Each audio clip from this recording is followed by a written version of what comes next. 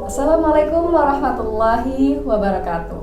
Hai sahabat santri semuanya, berjumpa lagi dengan saya Dena Baladina Zainuddin dalam podcast Oasis, obrolan santri inspiratif.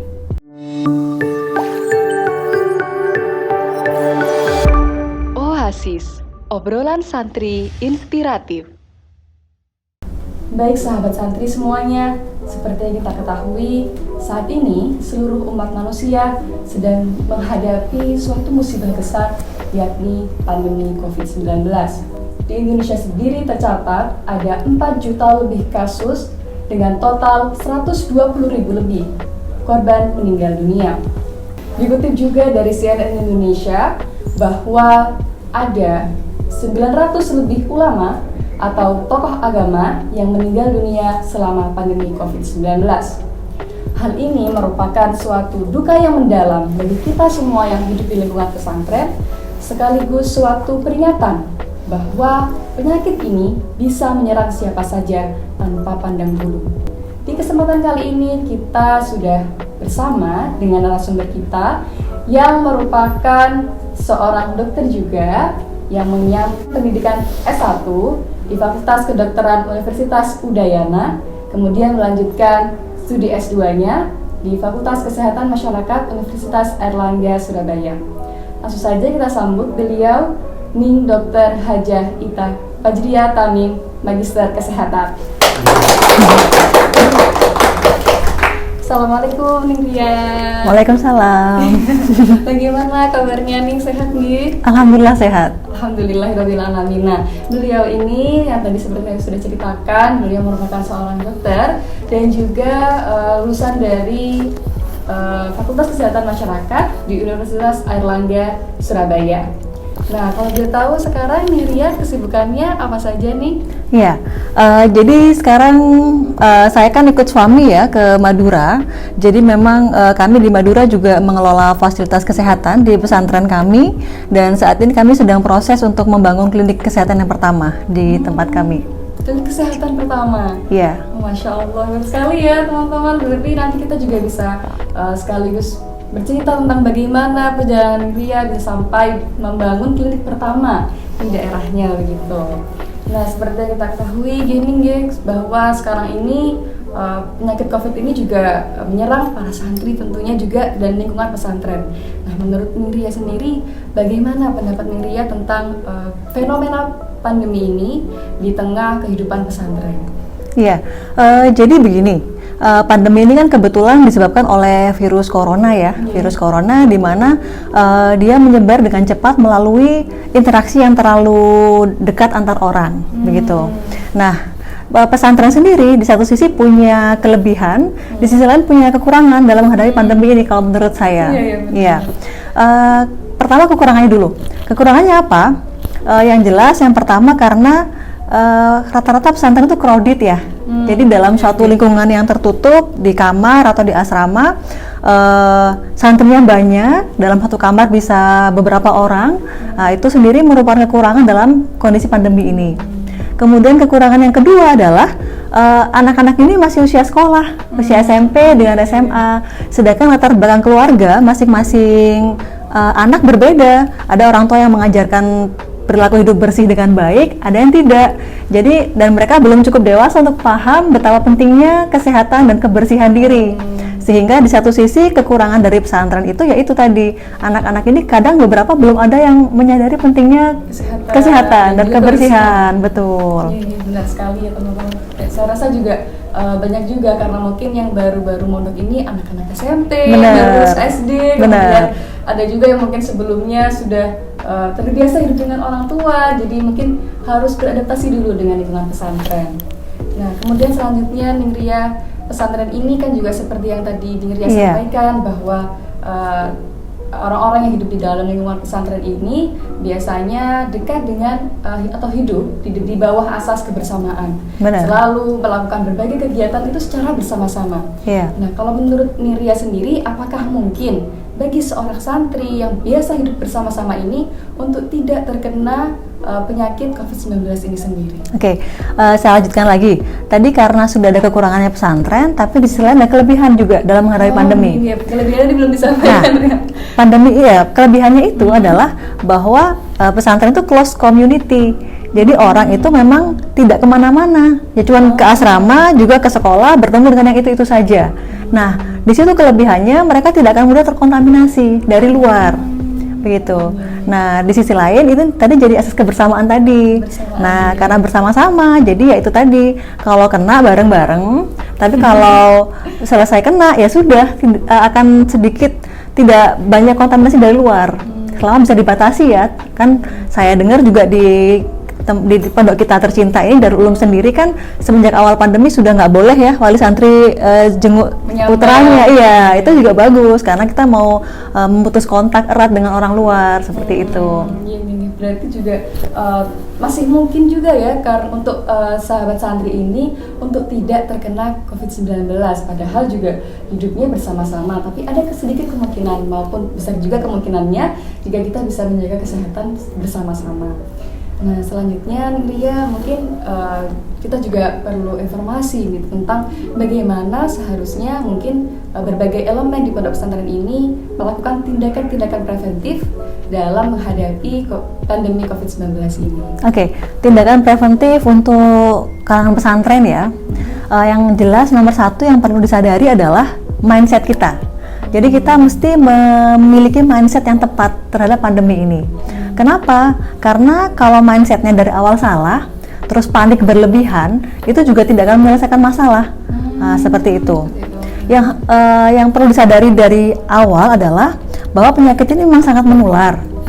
Tapi di sisi lain, santri-santri kita ini kan anak-anak usia sehat nih, anak-anak remaja, juvenile, masih usia belasan tahun, yang ternyata setelah saya perhatikan ya dalam 1,5 tahun pandemi ini, begitu mereka terkena, ternyata tinggal dijemur-jemur aja, itu sembuh sendiri. Iya. Jemur-jemur aja bisa sembuh sendiri, Masya Allah. Iya, lain dengan orang-orang yang mungkin sudah berumur ya, yang sudah di atas 30, 40, bahkan di atas 60 tahun, yang sudah aging, itu memang agak berat. Tapi saya perhatikan santri-santri kita ini kalau terkena virus corona, biasanya berjemur aja, olahraga, makan yang sehat, iya, makan enak gitu kan. Cepat sembuh. Iya, cepat sembuh. Jadi dari situ harapannya kita punya mindset, tidak perlu takut berlebihan. Hati-hati wajib, tapi tidak perlu terlalu paranoid. Nah, iya. Ini juga pesan buat sahabat santri semuanya di rumah, mungkin juga jangan terlalu takut ya dengan pandemi ini, tapi jangan lupa untuk tetap menjaga kesehatan. Seperti itu nih. Betul. Nah, kemudian saya juga pernah beberapa kali mendengar istilah dalam dunia kedokteran juga yang namanya herd immunity atau kekebalan. Mungkin kekebalan ya artinya ini itu tentang terhadap suatu pandemi atau suatu virus. Nah, menurut Ria ini dengan kondisi santri yang hidup bersama-sama ini, apakah mungkin terjadi di lingkungan santri ini yang namanya herd immunity itu? Iya, betul. Jadi herd immunity itu kan ini ya, kekebalan secara bergerombol, berbarengan. Jadi begitu herd immunity ini tercapai, di mana diharapkan 70% dari populasi dimanapun dia berada itu semuanya sudah punya kekebalan, maka populasi tersebut relatif lebih aman terhadap ancaman gejala berat dari penyakit ini. Ya, sangat mungkin untuk santri, apalagi seperti kita bahas tadi ya, hidupnya kan bareng-bareng nih dalam satu community yang tertutup. Herd immunity bakal cepat banget itu tercapai, entah lewat alamiah. Jadi ada satu santri terinfeksi terus menyebar langsung ke asrama atau ke pondok, pasti saya jamin pasti herd immunity semua. Atau lewat vaksin. Jadi kita vaksin semua santri kita, insya Allah langsung kita herd immunity. Alhamdulillah, berarti meskipun para santri juga banyak juga yang mungkin memiliki pendapat yang ngapain di pondok nanti hati-hati terkena COVID dan lain sebagainya. Padahal justru dengan adanya kehidupan yang bersama-sama ini juga membantu percepatan dari herd immunity itu sendiri. Betul. Alhamdulillah ya. Ada sisi positif juga. Ada sisi positif di lingkungan pesantren di pandemi ini. Nah, di Darul Ulum sendiri juga alhamdulillah nih Ria, Niki, sekitar 3.000 santri lebih sudah mendapatkan vaksin dari COVID-19 ini. Oke. Nah, menurut Ria sendiri, mungkin seberapa pentingnya vaksin dari COVID-19 ini, karena mungkin ada beberapa santri yang orang tuanya ini tidak mengizinkan atau kurang berkenan jika anaknya diberi vaksin COVID-19. Iya. Nah, tapi mungkin dari hal itu ada alasannya sendiri gini ya, dari wali santri itu untuk tidak memperbolehkan anaknya mendapatkan vaksin.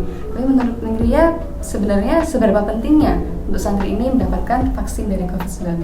Iya, bagaimanapun kita tahu lah, apalagi juga Majelis Ulama Indonesia sudah menyatakan bahwa vaksin ini aman dan halal. Jadi menurut saya sebagai bagian dari ikhtiar bagi kita untuk melindungi diri dan keluarga dan juga orang di sekitar kita, menurut saya penting sekali untuk melaksanakan vaksin. Saya sendiri sekeluarga juga sudah vaksin, terutama karena saya nakes ya. Jadi dari Januari dulu sudah disuntik pertama gitu. Iya, karena memang pada akhirnya semua pilihan pada masing-masing orang. Tetapi kenapa tidak untuk berikhtiar maksimal? Karena Allah juga mewajibkan kita untuk ikhtiar kan sebelum tawakal ya. Benar sekali. Iya. Ya.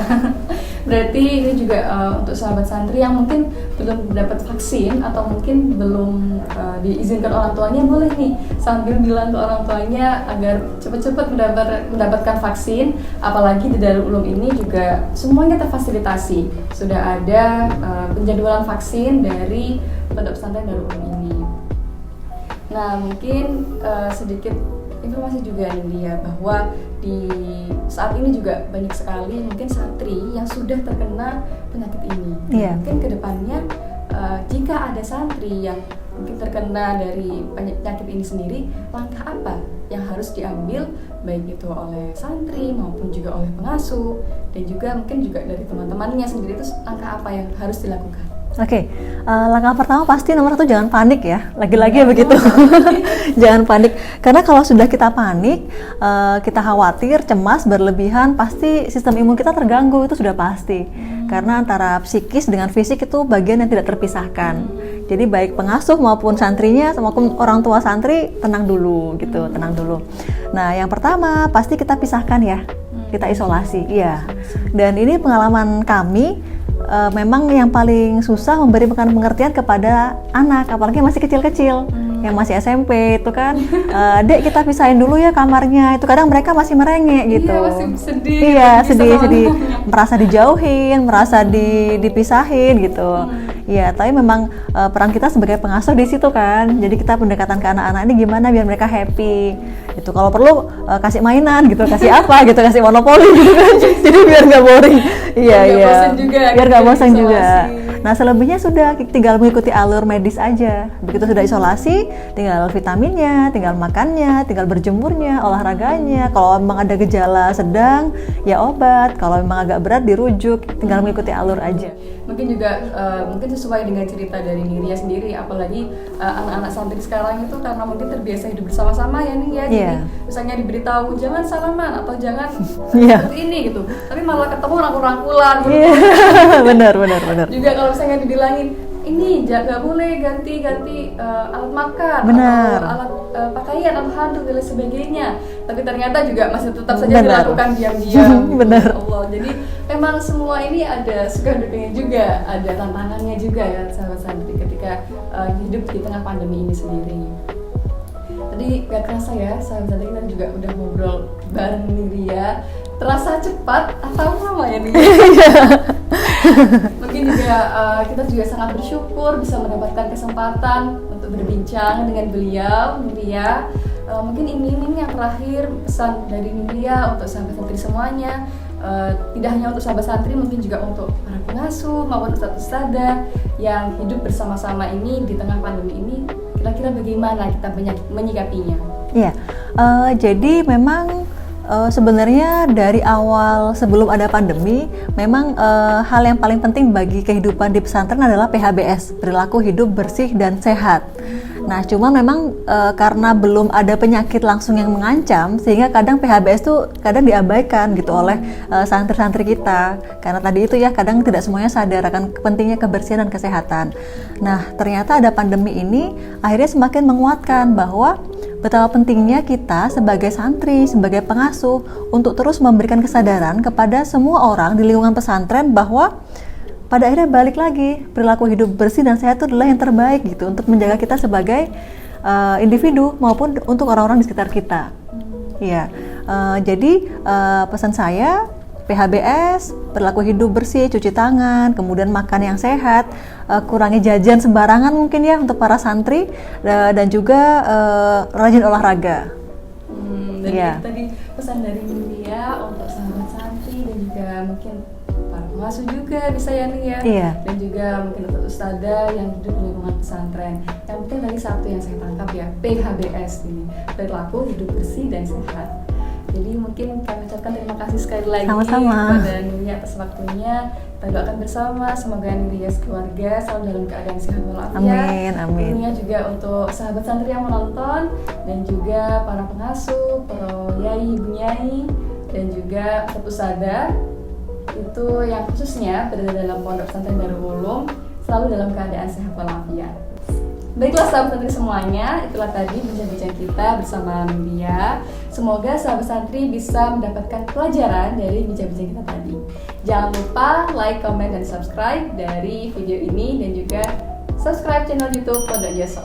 Terima kasih. Wassalamualaikum warahmatullahi wabarakatuh.